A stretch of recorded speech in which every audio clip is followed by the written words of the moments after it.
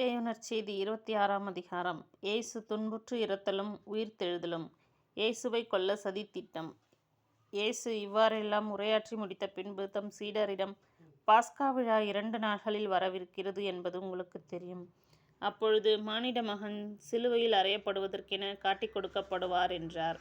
அதே நேரத்தில் தலைமை குருக்களும் மக்களின் மூப்பர்களும் கயப்பா என்னும் தலைமை குருவின் மாளிகை முற்றத்தில் ஒன்று கூடினார்கள். இயேசுவை சூழ்ச்சியாய் பிடித்து கொலை செய்ய அவர்கள் கலந்து ஆலோசித்தார்கள்.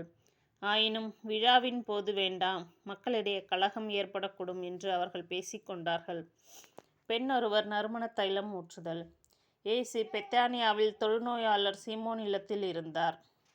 அங்கு அவர் பந்தியில் அமர்ந்திருந்தபோது விலையுயர்ந்த நறுமண தைலம் கொண்ட படிகச் சிமிழுடன் பெண் ஒருவர் அவரிடம் வந்து அதை அவர் தலையில் ஊற்றினார். இதை கண்ட சீடர்கள் கோபமடைந்து, இந்த தைலத்தை இவ்வாறு வீணாக்குவது ஏன்? இதை நல்ல விலைக்கு விற்று ஏழைகளுக்கு கொடுத்திருக்கலாமே என்றார்கள். இதை அறிந்த இயேசு, ஏன் இந்த பெண்ணுக்கு தொல்லை கொடுக்கிறீர்கள்? அவர் எனக்கு செய்தது முறையான செயலே. ஏனெனில் ஏழைகள் எப்பொழுதுமே உங்களோடு இருக்கிறார்கள், ஆனால் நான் எப்பொழுதும் உங்களோடு இருக்கப் போவதில்லை. இவர் இந்த நறுமண தைலத்தை என் உடல் மீது ஊற்றி எனது அடக்கத்திற்கு ஆயத்தம் செய்தார்.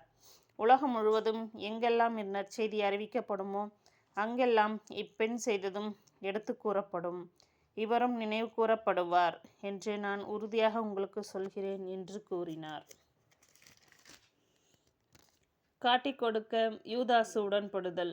பின்னர் 12 ஒருவனாகிய யூதாசு இஸ்காரியோத் தலைமை குருவிடம் வந்து, இயேசுவை உங்களுக்கு நான் காட்டிக் கொடுத்தால் எனக்கு என்ன தருவீர்கள் என்று கேட்டான். அவர்களும் 30 வெள்ளிக்காசுகளை எண்ணி அவனுக்கு கொடுத்தார்கள். அது முதல் அவன் அவரை காட்டிக் கொடுப்பதற்கு வாய்ப்பு தேடிக்கொண்டிருந்தான். பாஸ்கா விருந்துக்கு ஏற்பாடு செய்தல்.